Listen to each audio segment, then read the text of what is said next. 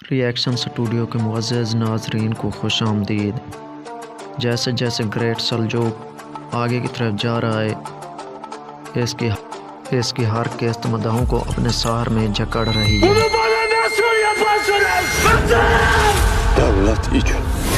Devlet için!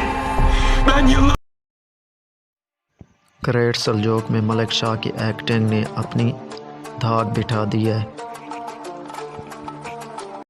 Deniz'in yaşaması için onu öldü göstermek tek yoluydu. Kanımdan, canımdan oğlumu görmeyip sormamaya ant içmedim.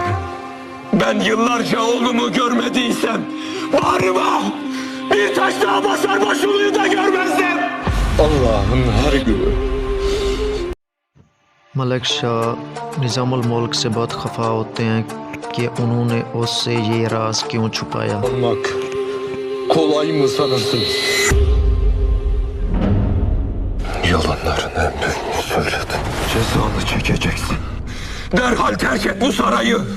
Derhal!